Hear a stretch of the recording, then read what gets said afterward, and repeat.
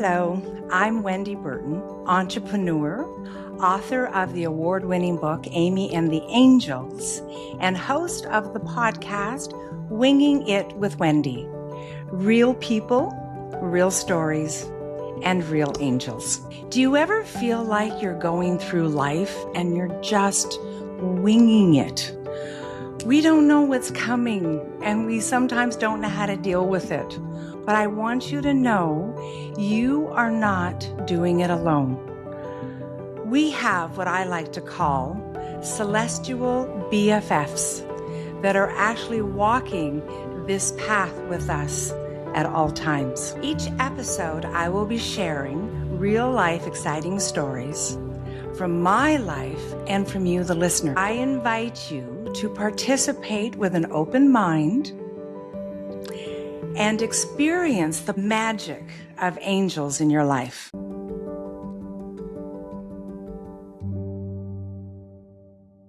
Welcome, everyone, to the third episode of Winging It with Wendy. Real people, real stories, real angels. So please don't forget to subscribe. I'm looking forward to having you join us on a regular basis. So I'm kind of excited about today's episode because not only am I going to share some of my angel stories, and I have a prop that I can't wait for you guys to see. It's so magical how stuff happens with our angels. But what we're going to do is I'm going to share a few stories about other people in my life that I've talked to about the possibility of having them engage with their angels and some of the miraculous things that happen with them. So if you are ready, let's get started. Okay, this first story, I'm calling it The Ring. Oh, I just love this story. My company, World Tree, we were down in Arizona at the Jeff Wilmore autonomy course. I'm a person who believes in having corporate coaches. And I think it's really important for us to have, somebody there that holds our, for lack of a better way to put it, our feet to the fire to make sure that who we say we are, we're living up to our integrity inside of that. If you are a business person, I just want you to know you need to get your team to the autonomy course. It's a game changer. At this course, I have my whole team there. It's also, by the way, where I found my CEO that's now running World Tree so that I could take my sabbatical and then retire so that I could be here with you all today doing something totally different. But I was at this course and there is this woman there. She is, she's badass. She manages people's wealth, very, very wealthy people. And she, inside of the course with us being together, I ended up sort of going toe to toe with Richard Condon, which is one of the other coaches in the autonomy course. And I was sharing inside the class that I believe in angels. He had a problem with this. And so in the classroom, we just went like toe to toe. And no matter what he would say, there was no way on God's green earth I was giving up my angels. I believe them, and they have helped me get to where I am today. They were instrumental in helping me do World Tree. I counted on them on a regular basis. So we had taken a lunch break, and this very classy woman who's just really done a lot in the world inside of people's finances and getting them back on track. She came up to me at the lunch break and asked if we could do lunch, just the two of us together. I'm like, okay. And she said, while we're sitting down, she goes, you seem like you're just like so together. You've got this amazing company and this amazing team, but you believe in angels. She said, I just don't get it. Why would you believe in angels? You just seem so smart. And it was in that moment that I realized that people think because we believe in angels, it's too woo woo, too airy fairy, or there's something about it that makes people think that maybe you can share, maybe you can write in and share with me what your opinion is on that. I'd love to hear from you, because even as I think I may have shared in one of the other episodes, a lot of times when people they'll look from right to left and they'll go, I believe in angels. It's like they don't want anybody to hear. So and I said, yeah, I really do. And I said, you don't? She was like, no, there is no way. And I said, well, are you interested in meeting your angels? She goes, really? Like, you actually believe that I could, like, this is real? Like, you believe this? I said, yeah, I really do. So I said, okay, well, if you're open to it, you and I'm going to do a little bit of coaching with you on this.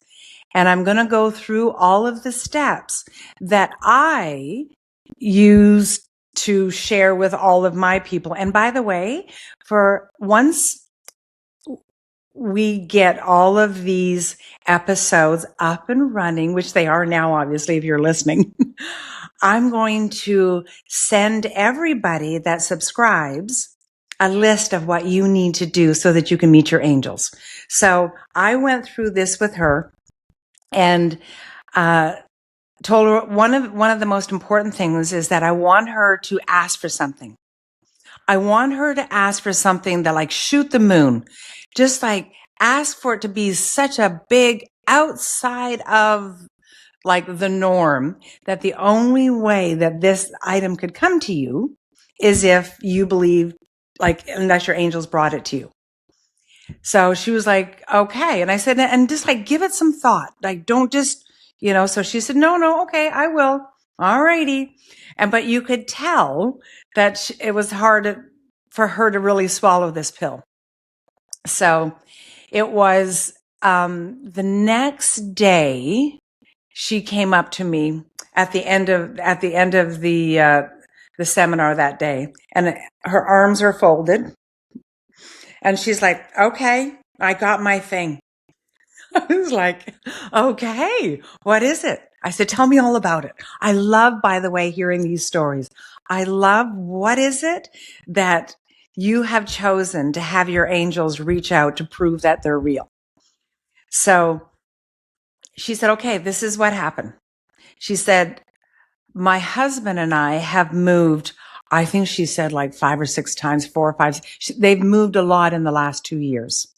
And in the process of all of those moves, she said, I lost my engagement ring and I want it back. Like, it was just like that. I want it back. And I was like, oh my goodness, that's excellent. That's a wonderful ask. She was like, really? You really, really think that I can get my engagement ring back? I said, well, angels can do a lot. So if that's what you need to have proof that you actually have an angel that's supporting you all along your life's path, then I think that's a great ask. So she said, okay. I said, but now you got to believe it. Like, how exciting is that going to be for you to actually get your engagement ring back? Like, that's a big deal, don't you think? She goes, yeah. I said, okay, get excited about it. So the end of the course, we are saying our goodbyes. And I said, and by the way, the minute you get your ring back, I want you to send me a picture. So she's like, okay, I will. And I said, don't you doubt it. I'm telling you right now. So I just want to let you all know about, it must have been 10 days later. She sent me a picture.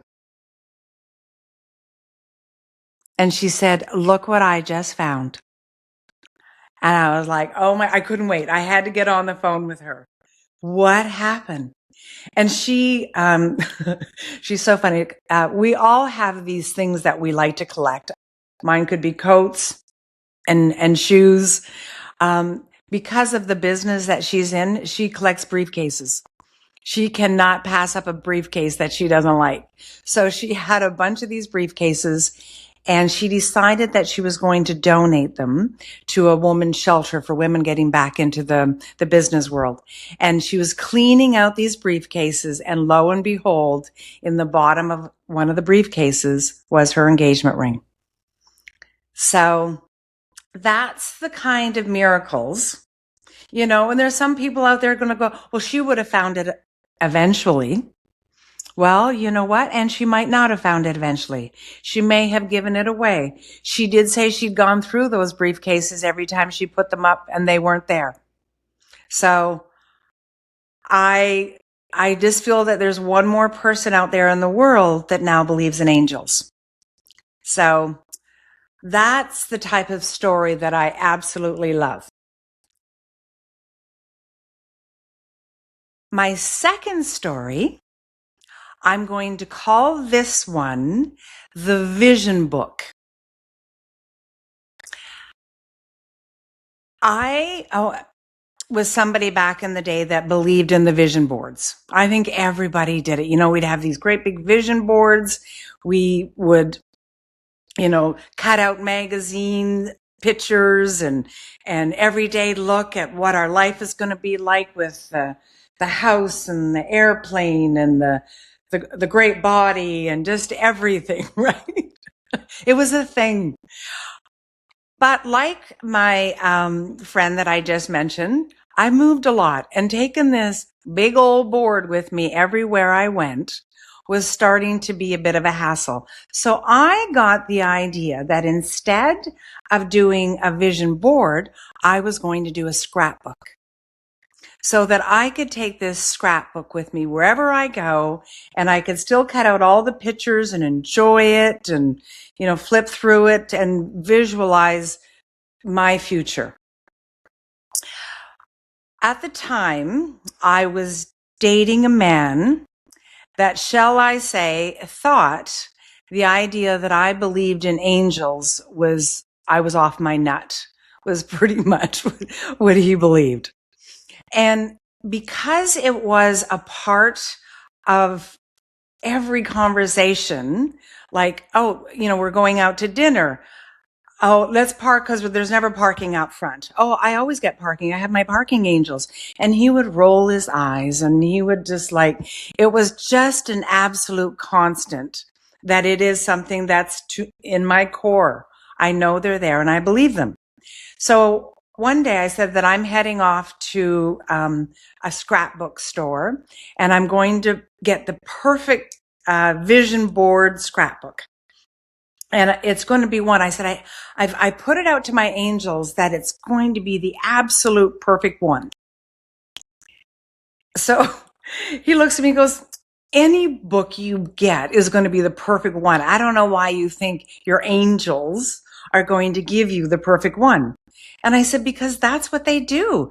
Like when you put it out to your angels, when you get it, beyond a shadow of a doubt that was put there specifically for you. And he was like, oh my God. He goes, okay, I got to see this. I'm going with you. I got to see what this whole process looks like. I was like, let's go. So he goes, where are you going? And I'm, sharing with him that there's this scrapbook store, or there's this one over here, or I'm just going to go to, I think it's a Michael's or something like that. I'll go to this one. And so we're on our way. He's driving, and all of a sudden he decides to go somewhere. I said, what are you doing? And he goes, well, if your angels are so good, then it doesn't matter where I take you to what store, that your scrapbook should be there, right? And I was like, absolutely. So I think it was his way of making sure the day before I hadn't gone and picked it out. There was no faith in my angels from this man whatsoever.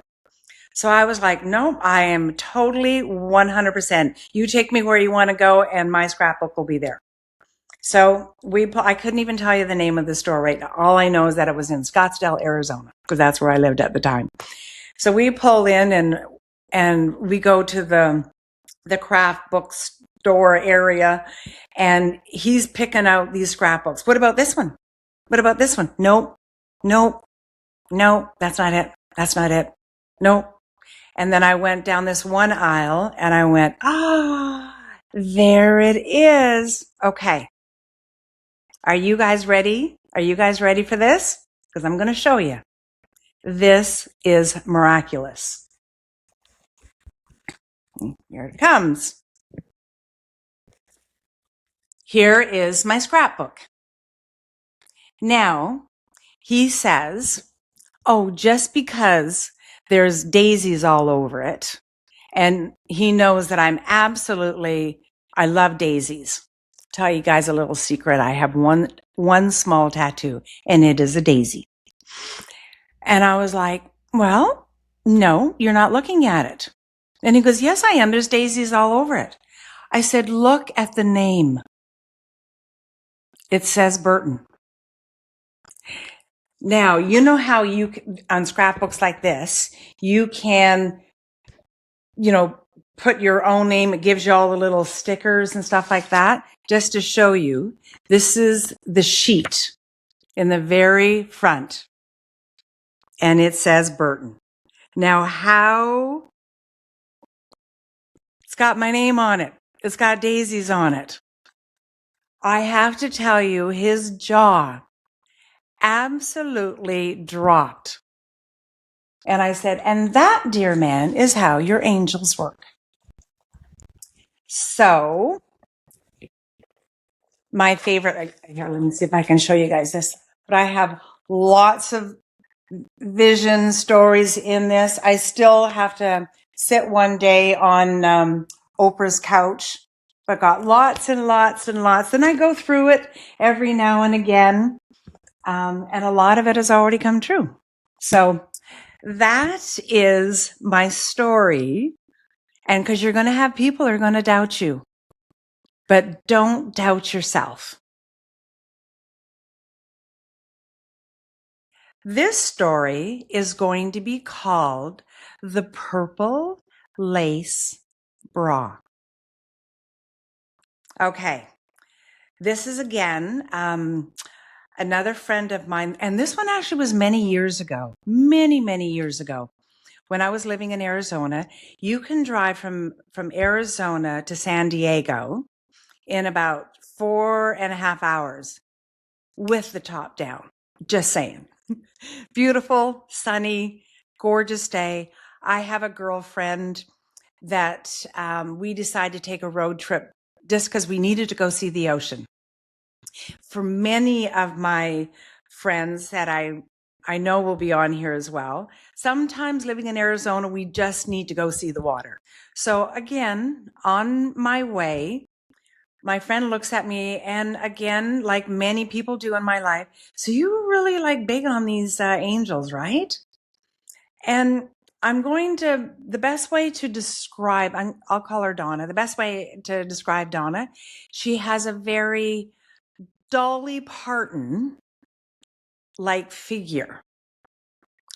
And inside of us talking about the whole process, about how you can find your angels and what you can ask for, one of the things that she shares with me is that because of her voluptuousness,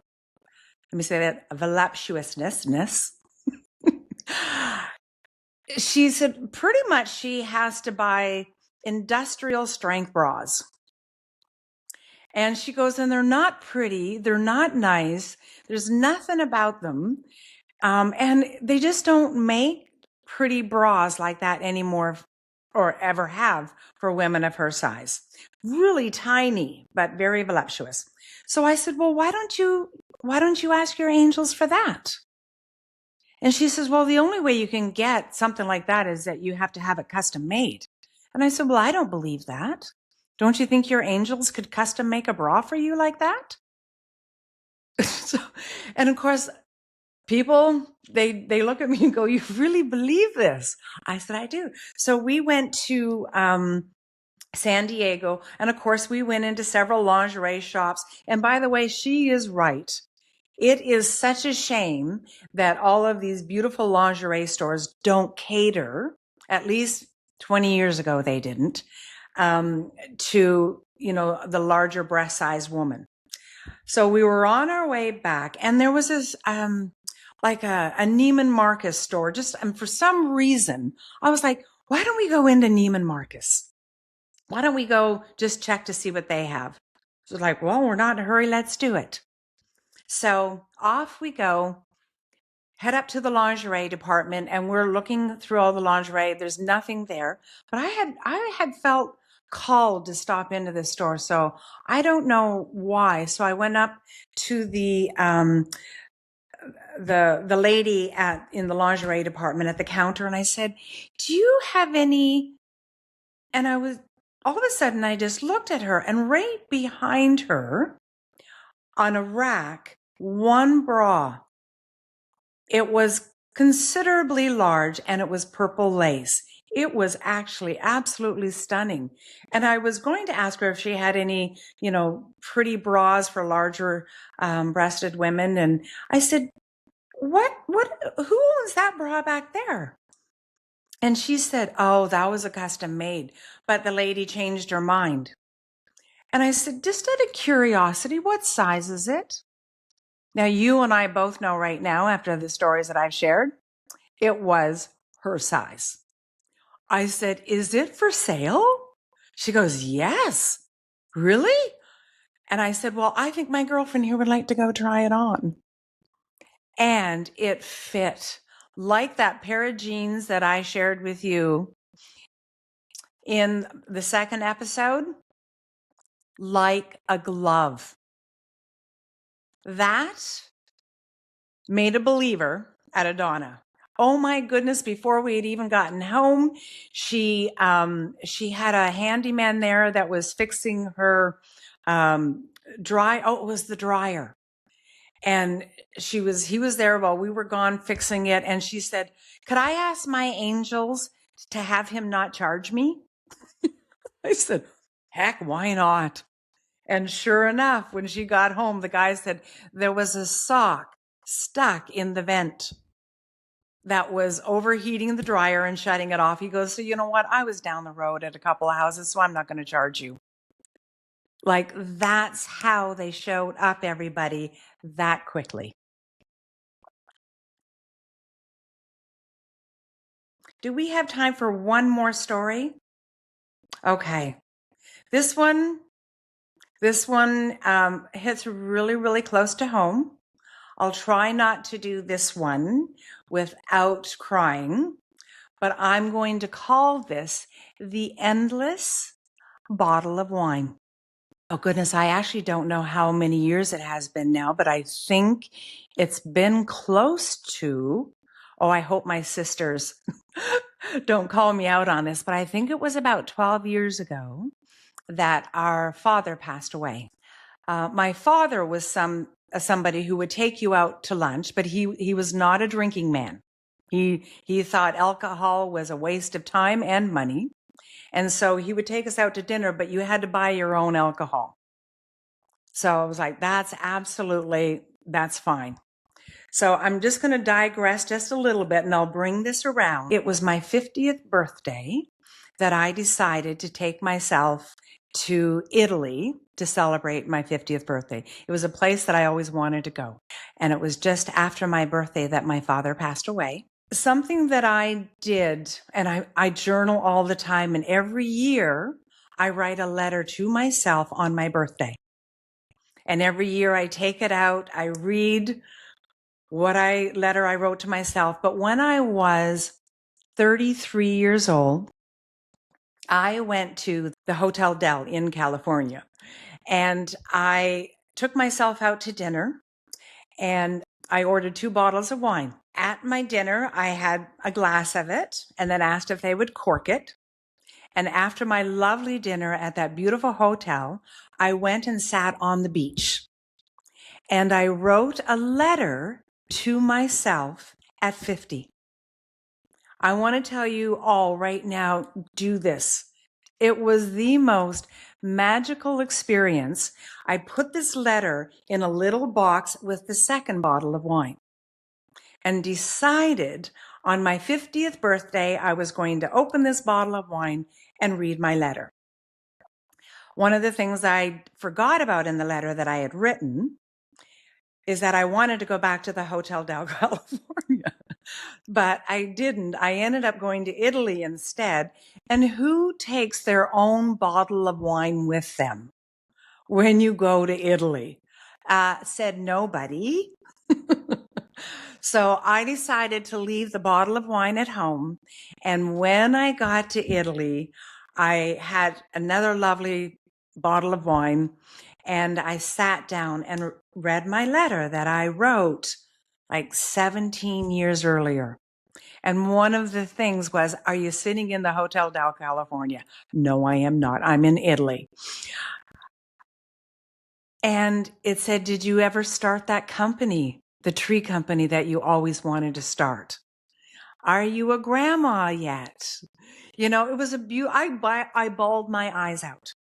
But while I was in Italy, my sister had called to say that our father had been diagnosed with liver cancer, and that it's progressing quite fast. So when I got back, there was, even though he had been diagnosed for 3 months, my angels kept telling me, you need to go see him immediately. You need to go see him immediately. And I'm living back in Canada now in the Okanagan Valley.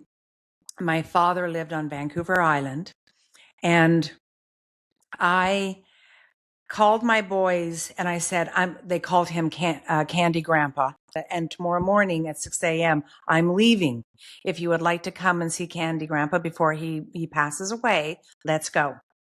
And that morning I got up and both my boys were sitting on the veranda with their bags packed, and we made the trip. And on the way there, my sister called to say that Dad had slipped into a coma and he was unresponsive. So from the moment of being diagnosed, it was 10 days. And I, for some reason, still had that bottle of wine sitting in my car, in my vehicle. For whatever reason it was sitting there, I don't know, but it was in there. The one that I hadn't taken to Italy with me. Made it to the hospital in time to tell. In fact, I phoned him on the way and told him he's not allowed to die until I get there. I told my angels he wasn't allowed to do that.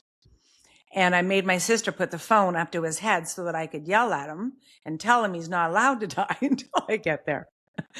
And when I got there, I believe that he heard me, and the boys got to say goodbye, and within the hour he passed.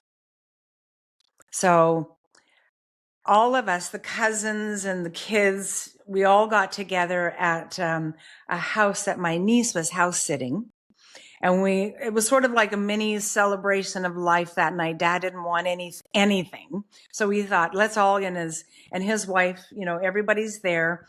And we decided, well, you know what? Let's all just share a lot of dad stories, because, you guys, I have a lot of dad stories. And so I said, you know what? I have a very special bottle of wine out in the car.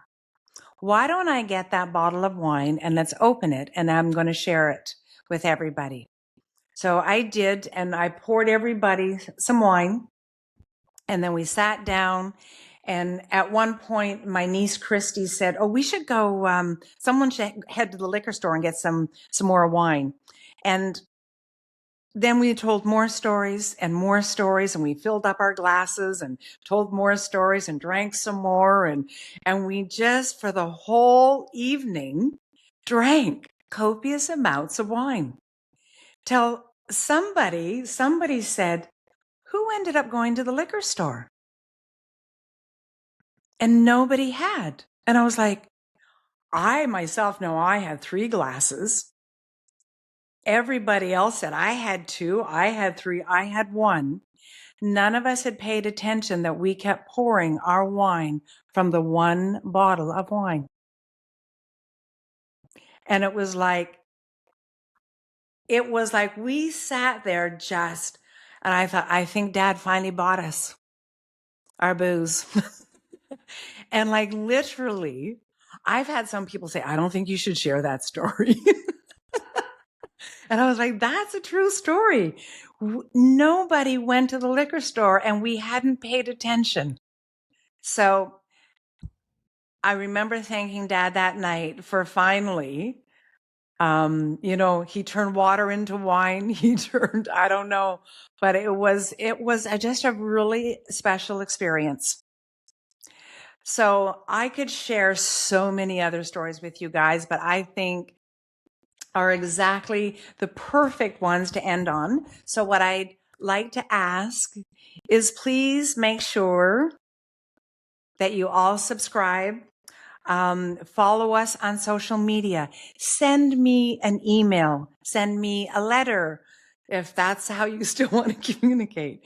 Go into my DMs on social media. Oh yes. And also YouTube or wherever you watch your episodes. Please say hello, like, share. I would appreciate it so much. I want to thank you all today for coming into my home. And I also want to share with you my next episode. I actually have a guest, and you guys are not going to believe the story she's going to share. And I think I might call that episode What to Do When You Lose Your Marbles. Or maybe when you don't. Again, thank you, everybody. I appreciate it. Thank you so much. And I look forward to seeing you all. Have a fabulous week.